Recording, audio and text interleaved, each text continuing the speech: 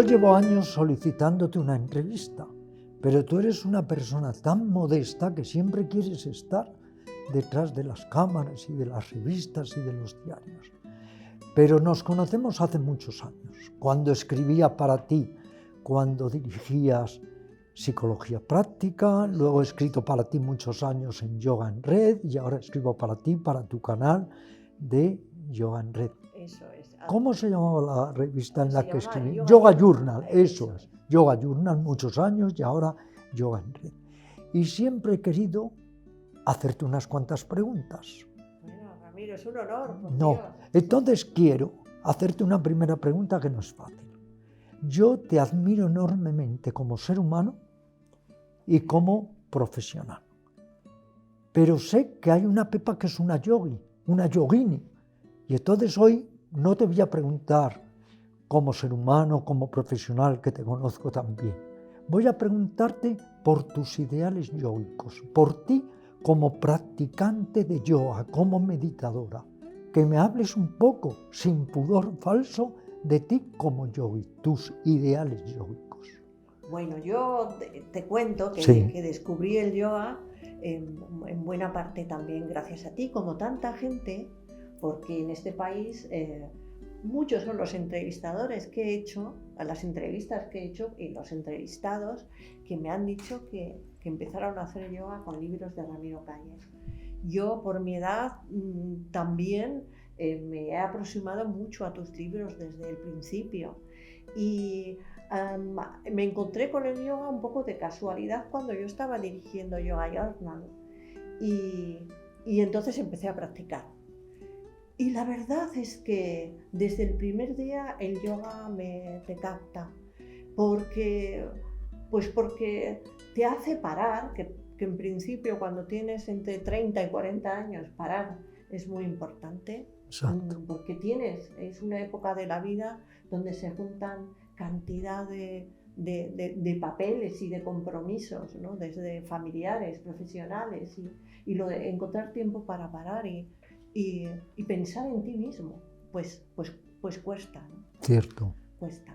Pero yo me vi obligada, pues porque tenía entre manos una revista de yoga, la gente que conocí como a ti, erais gente muy especial, muy cálida, muy de verdad, muy auténtica, y yo quise saber de qué iba esto y empecé a practicar. Soy una muy modesta practicante, muy modesta, y siempre con esa mala conciencia, entre comillas, de dedicarle más tiempo, más esfuerzo, más disciplina, siempre un poco más, ¿no? Bueno, pero como ya llevo 10 años haciendo yoga en red y antes la época de Yoga Journal y le dedico mucho tiempo a la comunicación desde el yoga, la verdad es que creo que sí que tengo cierta práctica que a lo mejor no es tanto hacer asana ni dedicarme tanto tiempo a practicar que me gustaría tener. Sí, pero la actitud, porque el yoga no lo hemos podido antes abordar, pero es actitud de vida, una técnica de vida, que a lo mejor nunca has hecho una asana, pero sin embargo tu actitud es yogica, incluso no has hecho un mantra, no has hecho pranayama, pero eres un yogi por tu actitud. ¿Y cómo logras conciliar? Yo que sé que tú eres profundamente honesta, el dirigir un canal que habla de todos los yogas, pero no dejar que determinados yogas corruptos entren en él. ¿Cómo logras conciliar eso, que es muy difícil? Ser empresaria y a la vez velar por la pureza del yoga, porque yo sé que ha habido distintas corrientes de yoga que les has cerrado la puerta porque no las considerabas yoga. ¿Cómo logras conciliar eso? Bueno, la verdad es que no es tan difícil porque cuando uno conoce el yoga auténtico y conoce a los protagonistas que sois vosotros, los expertos y los profesionales del verdadero yoga, pues ya lo demás te chirría profundamente, ¿no? Y desde el comienzo hemos seguido vuestra estela, la estela de la seriedad y del yoga, de las esencias del yoga, ¿no? Porque además si abríamos la puerta a otros pseudo-yogas o otros yogas raros que vienen con mucho dinero a intentar abrir mercado y tal, nos íbamos a cerrar las puertas Claro. de los lectores que siguen al verdadero yoga, ¿no? Y esto no nos hacía gracia. Es más, nos dedicamos prácticamente en esencia al yoga y al mindfulness y a la meditación, que es yoga, ¿no? Porque hemos querido huir de cualquier otra cosa que distraiga. Bueno, también incluyo las tradiciones budistas, Exacto. naturalmente y tal, ¿no? Pero de cualquier cosa, inventos entre comillas, que puedan distraer de lo que verdaderamente son los valores que queremos comunicar y que tú nos has marcado también y nos Claro. sigues marcando con tus palabras y en tus libros. Y una pregunta más esencial. Tú que has estado tantos años, por un lado, en la psicología, dirigiendo psicología práctica, y luego tantos años en el yoga. ¿Qué te ha aportado a ti realmente tanto las enseñanzas psicológicas como las enseñanzas yógicas? Personalmente, ¿qué te han aportado? Sí, esa es una buena pregunta. Exacto. Que es la pregunta, digamos, de la profundidad, ¿no? Exacto. Que yo te voy a devolverlo a ti, ¿eh? Porque te quiero hacer una pregunta también. Pero a mí lo que me ha aportado es, digamos, más conocimiento de mí misma, ¿no? De alguna manera, lo que yo trataba de decir antes es que el yoga me iluminó a mí misma. No en el sentido de iluminada Te entiendo.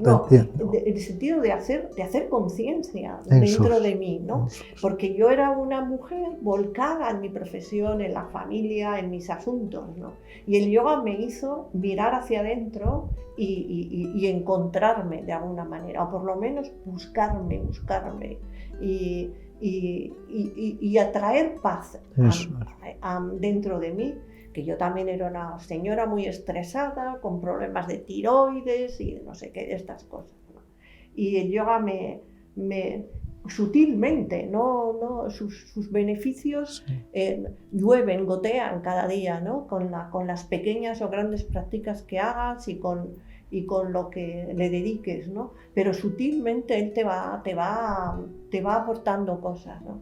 Y te va transformando en una persona mejor dentro de tus limitaciones y de tus maneras de ser, ¿no?